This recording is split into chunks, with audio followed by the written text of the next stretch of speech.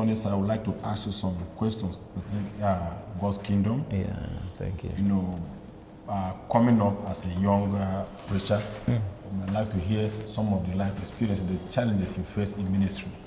So I want to ask, as a minister, can you share with me some of the experiences have you faced, what you have faced in ministry?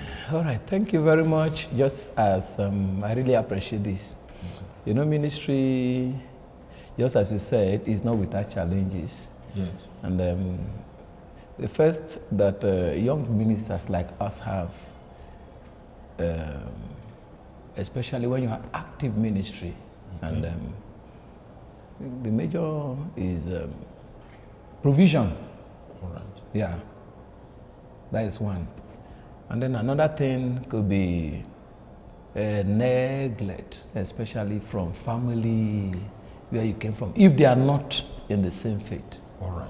Yes. It is well. I understand. Thank you, sir. You know, another thing I don't know, but I will say it. I stand to be corrected. But you know, when we talk about success in ministry, Yeah. many believe that you have the biggest church in the town, the number of people you have.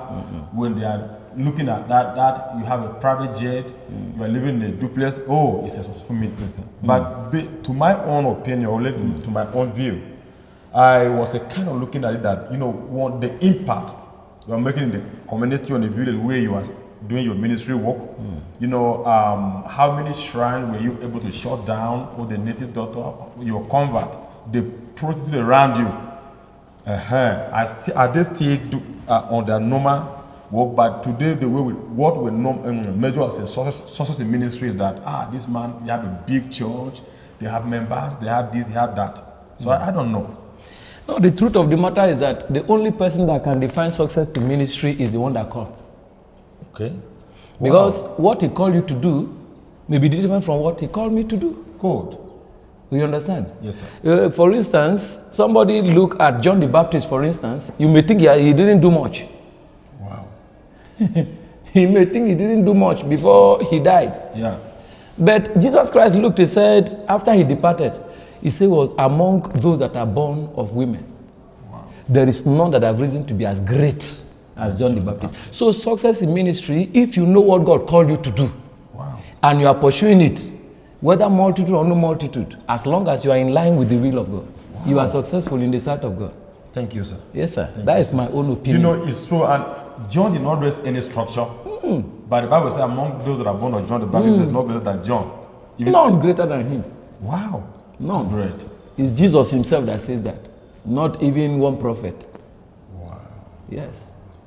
And another thing, And somebody killed him. yeah, another question is that, you know, this nowadays we are facing issues, you know, challenges of denominations. Yes. We are from this church, we are from that church, you know, even among the ministers, a kind of, we have this, we are that. So, I don't know, is it building the church, or is bringing a setback? I don't know. In fact, that is the greatest challenge of the church. Okay. And that is the greatest penetration of the devil. Good. The devil is coming to the body of Christ to do divide and rule. And ministers were not aware. You understand? Yeah. It makes people individualistic and selfish instead of being a body. Jesus Christ said, there was some of us, we are the hand. If the hand is cut short, the body have a problem. Yeah. If the leg is not there, the body have a problem. If the ear is not there, it's the body that have a problem.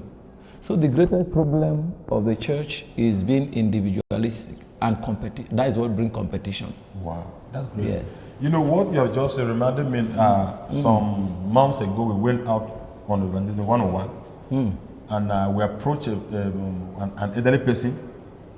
After we introduced ourselves to him, we are preachers, and we were saying, the man said, no, we can't preach to him. I asked him, why? He told me he's a Catholic, and based on what they taught him in his own church, he cannot accept us to preach to them. I said, what do you mean by that? Did your church have their own kingdom, or heaven, where they will take you to? But I don't know. But you know, the man was angry. He left us outside. His wife said, can't you listen? He said, no, he cannot. He left us and went inside, and he said we should pray to the wife. After the ministration, we now pray with the wife. So when we left, the person that went with me, the person said, Pastor, I am disappointed. Is that what you guys have been facing in the field? I said, yeah, but we are used to it. To her, it was a new, a kind of Kai. I said, no. It's part of us and we are used to it. Exactly. But what many people are doing is, instead of serving God, they are serving denominations. Yes. I am Catholic. I'm a Redeemer. I'm a Dunamite. I am this, I am that. These are mere names. What unites us together is Christ. Just like what you said, it is not, the thing didn't start today. Okay. Yes. Paul was addressing this issue. He says, some of you say, I am of Paul. Okay.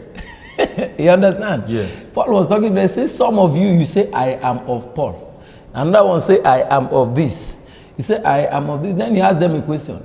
He said, the Paul and this one you are talking about, who are they serving? He said, it is Christ. So this thing have continued for a very long time, and it is a strategy of the devil to fulfill that assignment, that the body of Christ is one. Christ was speaking, he said, even if the devil is divided against himself, his kingdom cannot stand. Wow, that's great. And what you have just said, I think you make mention of earlier. You make mention of John the Baptist, how he started the ministry. Yes. John did not raise a structure. He was in the wilderness. The Bible records that people from Judea, Jerusalem, Judea, the entire region, they were trooping in where John was. Exactly. Because of the grace of God upon his life. But John did not have a structure. He didn't. So that reminds me that it's not everybody who is called to be a founder or to pastor a church, but you now say you have to know your purpose and the reason why God called you into his own kingdom. So once you discover that, it will help you to fulfill your God-given mandate and career as well. Very well.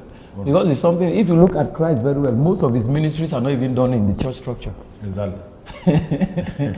Most of the ministry is just outside. He will meet this one, he will do this one, he will do this. In fact, most of the time that he entered the structure, it was a problem for him. Wow. Even though that does not take away the place of the structure. All right. Thank you, sir. Nice meeting you. I am glad. I'm glad. You are doing well. Yes, sir. You are doing well. I'm happy. Thank you, sir. And that is how it's supposed to be. Yes, sir. God bless you. God bless you. Really appreciate it.